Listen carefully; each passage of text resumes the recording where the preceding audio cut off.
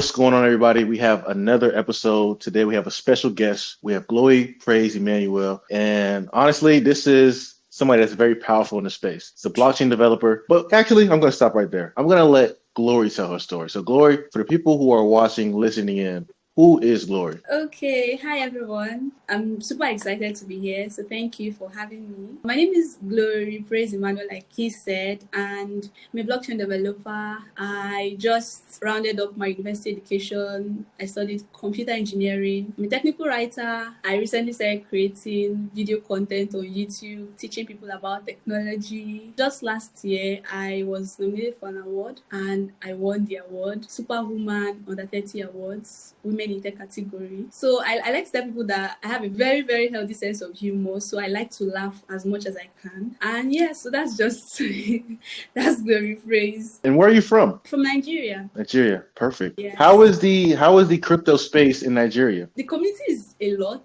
We see a lot of people that are traders, that are marketers, a lot of people occupying different roles. So yeah, the community is great. It's booming. Have you seen a raise in adoption as far as crypto in Nigeria? There's actually a raise in the adoption, but some people are still skeptical about it with the whole today the market is up, tomorrow the market is down. So some people are kind of skeptical, but of course it's better than it was a couple of years back. So yeah. What do you think is the reason, or what brought you into crypto, you personally? There was a hype, Web3, blockchain. Everybody was talking about Web3, and I was like, what is Web3? And my friends were telling me, go into it. A lot of my friends were into it. They were traders, investors, marketers, community managers, and everybody was just doing crypto. And I was like, I was too scared to go into it. But I think one of my friends really encouraged me, and I was okay. I said to do my research. After doing my research, I published an article about it, and I told myself I was going to go in as a developer because I already have a background in development in Web2 space. So I didn't want to come in a non-code role. I wanted to be coding actively. So I looked out for what could I learn, what could I do, and I saw blockchain development, smart contract development, core protocol engineering, and I decided that was what I wanted to do. So that was how I came into the space. It was basically because of the hype, and everybody was just all about it.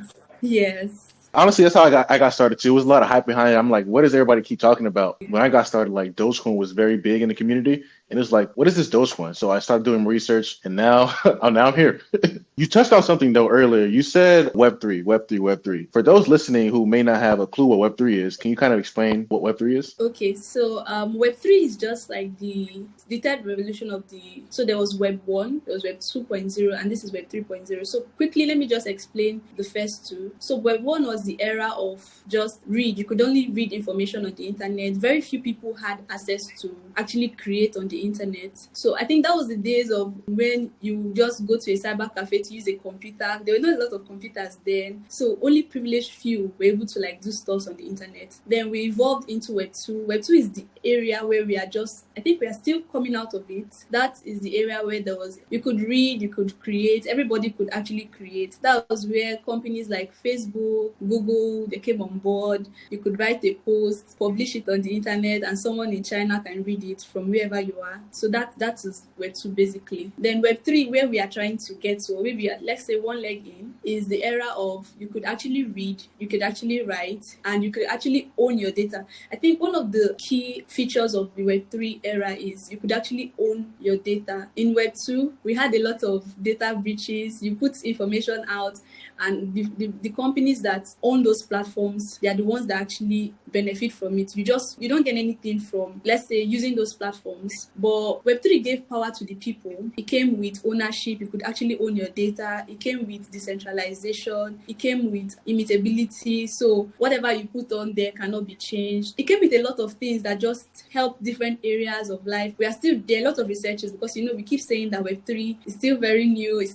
So there are a lot of researches on what can be done better. So yeah, but that's just like a summary of Web3. That's where we are getting to. And I believe in the future, it's going to be a lot more than this. How do you think Web3 can be implemented, or what visions do you see 5 years down the line, 10 years down the line of what Web3 could become? I see it becoming very useful in almost every area. In areas like in governance, already you could see people creating governance tokens. You could hear of decentralized autonomous organizations. Even in education, in finance. Finance is the area that I'm so big on because personally I hate going to the bank. I hate it. So imagine where you can actually make payments. You can actually own your money. You don't have to go and start talking to anybody over the counter. So I see Web3 as something that is going to seep into every area because it's technology, and technology is something that will be used at the end of the day across all industries, across all sectors. So I see it becoming something very useful. With the features that it has, it's something that's going to be very useful in almost every industry in the future. And as far as adoption in Nigeria, have you been seeing a lot of adoption as far as with the local governments on adopting this crypto technology, or have they been a little bit more? Okay, so it's coming a bit slow. At first, there was a crypto ban. The government banned crypto, so nobody was actually using it openly. But I think it's getting better because recently they created in-era. So I think at the end of the day, they would eventually bend and it's become more adopted. Okay, that's perfect. Are you seeing it more so on the Bitcoin side or on the Ethereum side? Because I feel like sometimes people have two different sides and nobody can really invest in both, or people are like hardcore Bitcoiners or hardcore Ethereum users. Have you been seeing more so Ethereum in Nigeria or Bitcoin? Okay, so when it comes to development, because I'm a developer, so I'm going to talk to you from the perspective of what I do. So from development, you see a lot of courses on Ethereum. A lot of materials that are available currently are around building on Ethereum. There are developers that build on Bitcoin, but Bitcoin is not so. I see a lot of adoption on Ethereum than Bitcoin currently. I don't know why, but with what I've seen, a lot of people are actually building on Ethereum. But I think at the end of the day, if you have experience building on this network, you can also use it. It's something that is useful. You can also build for another network. So from the developer angle. So speaking of development, have you started building your own decentralized apps, or what have you been doing in the community as far as developing? Okay, so like I said before, I have experience building. I don't know if I mentioned it, but I did a lot of front-end development in Web2. So I brought in that skill to Web3. So I built the apps. I built decentralized application. Then I learned how to write smart contracts. I can build the smart contracts. I can build the apps. I can join them together to make a working system. So yes, I do both of those things. And I write as well. Oh, we're definitely going to touch into that because I've read some of your articles and they're very, very interesting. Before we get into that, how was it for you when you first got started into learning about Web3 and learning about, different dApps and smart contracts? Was it a harder learning curve to learn it? Or for somebody just getting started, do you have any advice for them just getting started? I think at first, I was really scared that I would not be able to understand it. I felt it was very complex, that, this stuff that everybody's talking about, there's no way it will be able to fit into my head. But as I started learning, it wasn't that hard anymore. Something that I found that I got better at it. So I feel like it's the same thing for anything at all. If you're doing something for the first time, or if you're learning something new, maybe you're learning how to drive or anything, that first time is going to be kind of hard because you've not done it before. But the more you do it, you get better at it. So for anybody that wants to learn, just start, and it will be surprising that 3 months down the line, you'll be shocked at the things you have known, the things you're able to learn, the things you're able to do. I remember when I started, I couldn't even understand the terminologies. I would just be looking at people talk and I'm like, what are they saying? But now, a couple of years later, I hear myself say those things and I'm like, oh, that's interesting. You understand these things now. So yeah, it gets better actually. It gets better. It gets better with time. Were there any resources they can utilize to just start learning, like YouTube or any DAO that they can utilize to learn about it? Yeah, so there are some awesome platforms that are already existing. I started with, so there are two ways. You can actually learn with communities or you can decide to learn by yourself. So when I was learning Web2, I was a self-taught. I learned everything by myself before I started to go out. But I didn't want to make that mistake in Web3 because it's easier when you have people to learn with. So I was looking out for communities and I found Web3 Bridge. I found Web3 Ladies. So I did programs with them. Then on my own, I did I don't know if you've heard of Learn Web3 DAO. I did yes, I heard of them. Yeah, so I did the freshman track, the junior, the senior, the sophomore track, and I graduated. Then I also read books. I think I read the whole of Mastering Ethereum, several things. So it depends on what you want. If you want to learn, you can either go the community route, do a program with communities, just you'll be able to learn and build with them. There are also a lot of resources. There's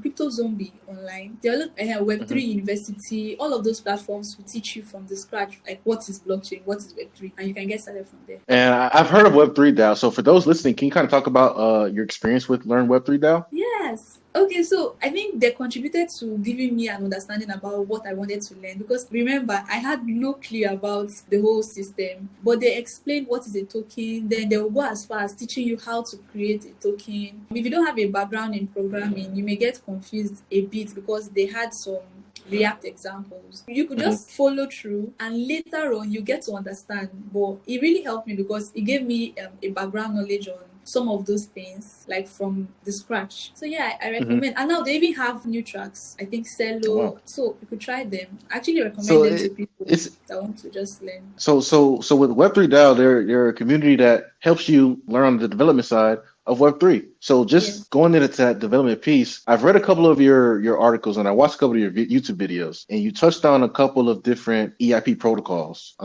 So my question for you was, what is your favorite, what has been your favorite EIP protocol to kind of dissect and break down from a developer's perspective? Because there's a lot. Yeah, there are a lot. There are actually a lot.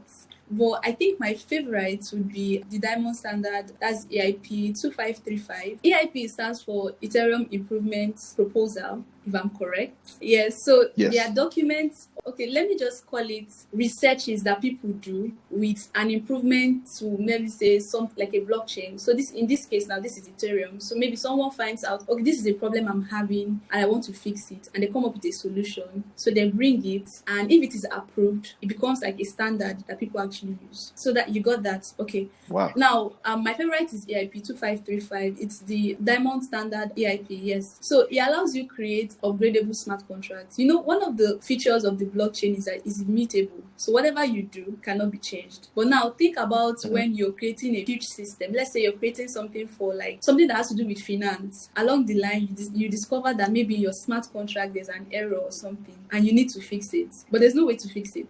So that's where this standard comes in. So you can actually create another smart contract, and you kind of reroute the main smart contract to that smart contract to be able to use those functions rather than the first one that you uploaded. So it's not going to solve the immutability problem because you cannot still change what is on the blockchain, but it allows you to make changes to what you've done. So that way, when you're building, you don't just build things that at the end of the day, maybe there's a bug and nobody can use the system anymore. You can actually change it. You can actually fix it. So yes, that's my favorite. I like that. And reading through the different EIP proposals, it's always interesting to see people contributing to just build up the Ethereum. It's just interesting to see. So seeing you contribute to it and do research on it, I think that's something that's really needed because there is a lot of different proposals, and quite frankly, nobody has ever done something to where they broke down maybe each proposal. So in simple terms, people can understand it. So you doing those videos was really powerful. I honestly think you should keep doing it. Please don't stop doing it because you doing those videos is helpful for everybody. Okay. Yes, I'm going to do more videos. That would be perfect. I think people learning about the different proposals and learning what it means, I think is key. Now, is it important for everybody to know? Probably not, but it's good information to know, especially from a developer's perspective. It's always good to know. So how long have you been in crypto currently? I joined the space 2021. Yeah, 2021, 2022, 2023. So yeah, roughly almost 2 years or slightly over a year plus. But yeah, I think I wrote my first article October 2021. So yeah, so just months, 2021, wow. 2022. Were you nervous when you first released that first article? I actually was hoping that someone doesn't call me to say, oh, you wrote rubbish. Like, what did you write?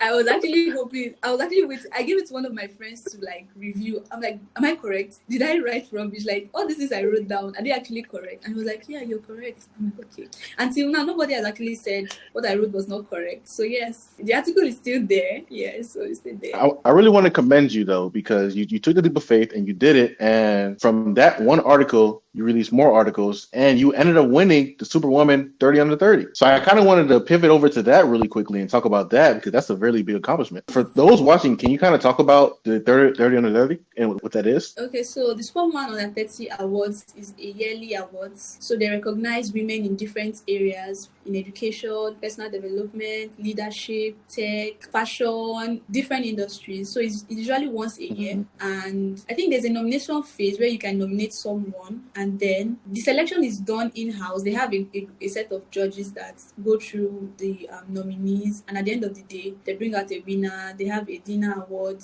The winner is actually announced in the award night, so you don't know whether you won. Yeah, you don't know if you won or not. You just come, and whatever you see, you get it. Someone nominated me, and she just said, "Send me your email." I was like, "Okay." I sent it to her. I didn't even bother. I got an email that, "Oh, you're nominated." I'm like, "Okay." They say, "Send your bio." I just did all of those things, and that day I actually traveled to the States because I didn't live in the city. I was not currently in the city where the award was to hold, so I actually traveled. And after the award and I won it, I was thinking, what if I didn't win? With my transportation, like, I just traveled. Did I actually? But luckily, I was sitting down, and I think women in tech category was the first to be announced. I had other people that are actually in that category sitting beside me, and they called my name. And my mom was there, so it was kind of emotional. She said she was proud of me, and everybody was like, "Aw, aw." So, and that's a really big accomplishment, really big accomplishment. And to know that you accomplished that when you were scared to post your first article, or you're nervous, you just did it anyway. Yeah. Walking with faith. So I definitely love to see that. And I see the progress. I see you breaking down this technology in a way that's digestible for people to understand it. And it's just important for us to get that education. It's very important. So my next question is, what has been your favorite part about crypto so far? Okay, so before Web3, I've always been interested in fintech, like the finance part of. I'm very interested in how technology is able to solve money problems, because for me, it's a personal issue. You have money, but you cannot really manage it. You have money, you cannot transfer money from your house easily to someone that's abroad. Although now there are solutions in place, but before it wasn't there. So even in the crypto space, one of the things that intrigued me is DeFi. How you're able to provide solutions that is able to manage itself. Everything is working by itself. You don't really, it just blows my mind. Like, I find it very interesting, and actually I'm learning more about it because I would like to build those kind of products much later.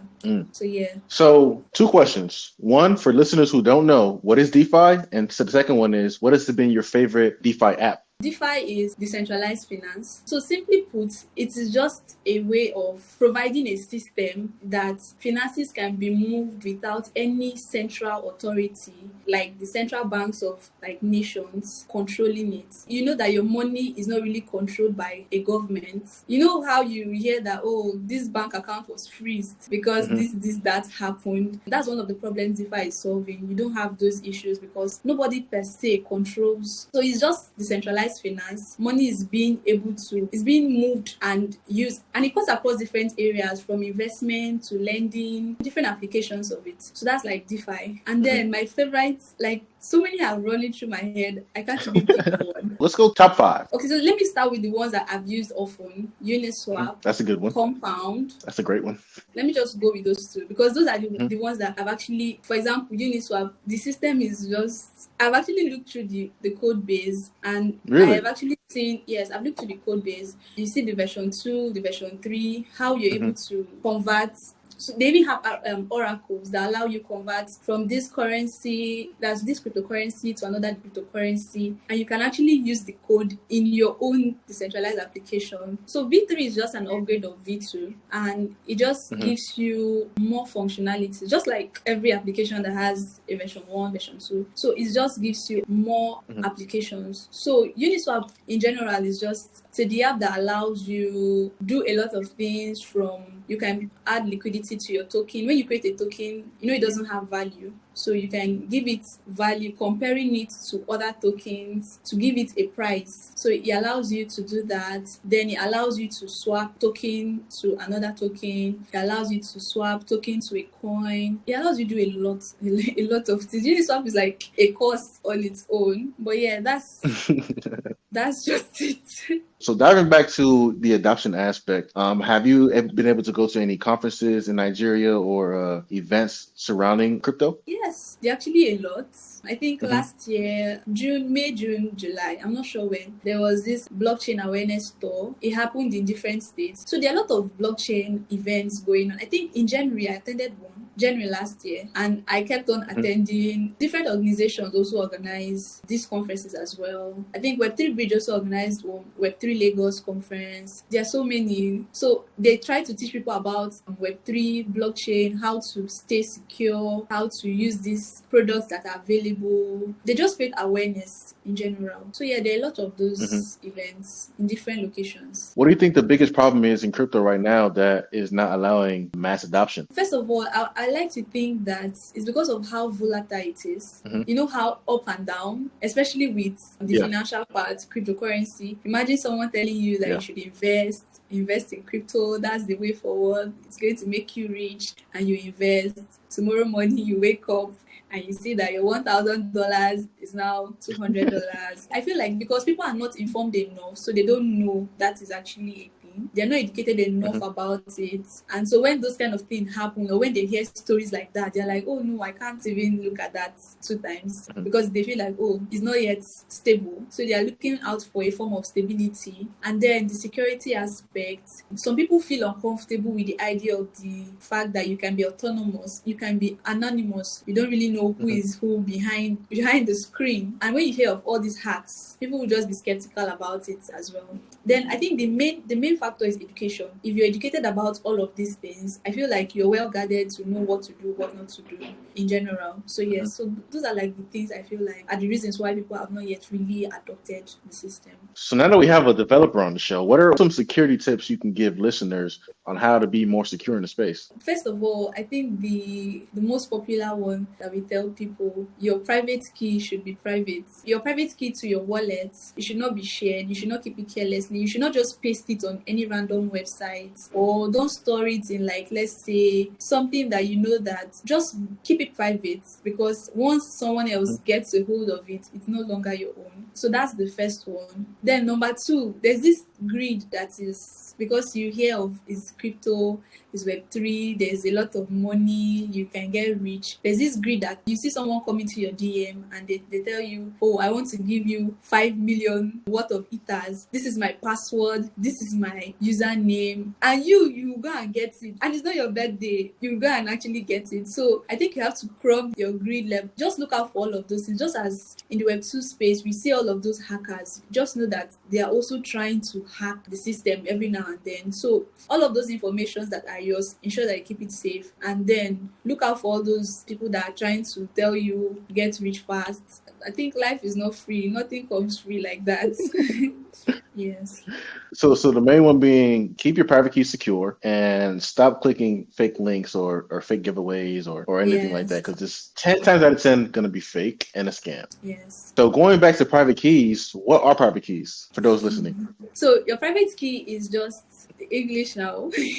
Private key. Okay, no, let's start from your wallet. Let's start from it. They got to learn. They got to be educated. Yeah. So in the Web3 space, just as you have the main means of identification is your wallet. You have a wallet that you can actually store your cryptocurrencies. You can actually store it in that wallet. It comes with a private key. Now, a private key is like your password that you can use to retrieve that wallet. Let's say you get logged out of the system, or maybe you want to transfer it to another system. So your private key is just think about it as your password that you use to your wallet. So now that's an easy description. So you give your password, that's your private key, to someone else. They can log into, I'm using like normal Web2 terms, they can actually get control of your wallet, and anything that is in it can be collected automatically. And most times you wouldn't know. It will be very fast. It will be very, very fast. And before you know, all your assets are gone. So keep your private key secure. If you don't know how to navigate it, learn about it first before you invest a large amount of capital. But also just be safe. If it's too good to be true,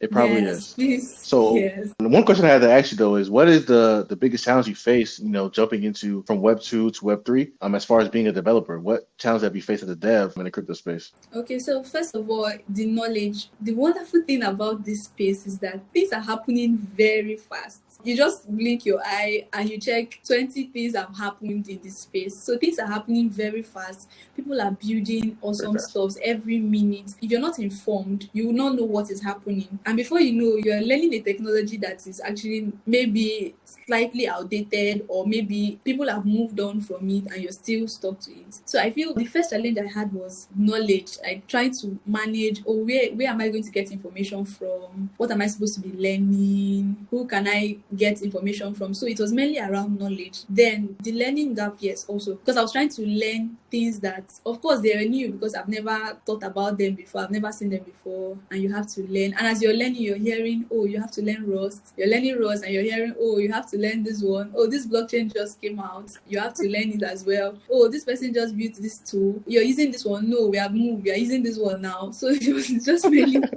it's really around knowledge and the learning. So one of the major challenges I've had, the challenge I had while starting, was being able to manage information. The crypto space is still new. A lot of technologies are coming up. You just have to stay in sync with the information. If not, you'll be left behind. So one of the issues I had was knowing where to get information from, knowing what was actually happening right now, who should I be reaching out to. So it was mainly about information. The second part was actually learning the technology, because everything was strange. They were not like usual to what I know. Let's say, for example, in the Web2 space, if you're going to authenticate a user, you're talking about email and password. But in the Web3 space, you're talking about signing in with your wallet address. So I had to like manage my expectations and actually learn what I was seeing. I was just able to internalize everything and just start absorbing them to be able to actually start using those tools and languages. So yeah, those were like the issues that I had at first. It all comes down to you first starting out. You said something that's very true. Crypto is very fast. The news happens extremely fast. If you've gone from the space for like a week, it feels like 6 months, honestly,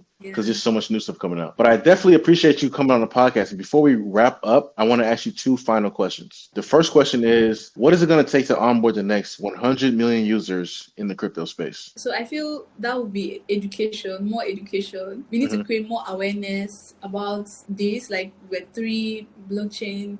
We need to educate people on how to get started, how to use these technologies to prevent being scammed and deceived using these things. So I feel like it's just education. We need to just go all out, try to teach people about it. It will surprise you to know that the other day I went to a wedding and someone was like, oh, I see what you do. You talk about Web3, blockchain, but what is Web3? And I'm like, you don't know what Web3 is? And here I am thinking that the whole world has... So yeah, you have to actually educate people that, okay, this is what Web3 is, this is what the blockchain is, this is a wallet, this is how to use it, this is how to send money, this is how to preserve or keep your private key safe. We need to actually educate people on how to actually be in the system. That's the only way we can get more people to use it. When you educate them, of course, they'll be able to now use it. And when they use it, they'll be able to also educate other people around them. I think education is a very fast way to actually onboard more users. Perfect. So yeah, education is definitely key. Once they learn how to use it, then honestly, they're going to fall down the rabbit hole just like everybody else. Once you fall down the rabbit hole of crypto, it's really no turning back. So my second and final question is, what is something that you want to see in the crypto space that you don't want to build yourself? Okay, so first of all, I'm one of those people that I love to build. I love to get my hands dirty. So I don't know if I don't want to build it myself, or even if I don't. But this is actually it. I think one of the concerns I have about the whole blockchain Web3 space is how different networks are not able to interact with each other. For example, the Ethereum network is not able to really interact with Bitcoin. I know there are technologies like the cross-chain technology, multi-chain blockchains that are trying to solve that problem. But then you now hear of hacks on those bridges that are supposed to be solving that problem. So I feel like that is one thing that we need to actually get right. We need to actually find a solution to it, because at the end of the day, if you're building a product and only just people on this network or blockchain can use it, you're actually limiting the whole idea of decentralization. In my own opinion though, you're actually not really exploring as much as you can. You're not reaching as much people as you can because you're being limited to a particular network. So I'm looking forward to when we can have different networks interact with each other. You can easily transfer. You can actually do stuff on different networks at the same time without thinking about, oh, I have to do this custom fit for this network, then do this custom fit for this network. So that's a concern to me. And honestly, if I see a chance to actually work on it, I will. But I don't know if I would want to start trying to tackle it myself right now. But yeah, that's one of the things I am actually looking out for. And that's honestly really powerful. So if somebody were to ever build it, why not be you, right?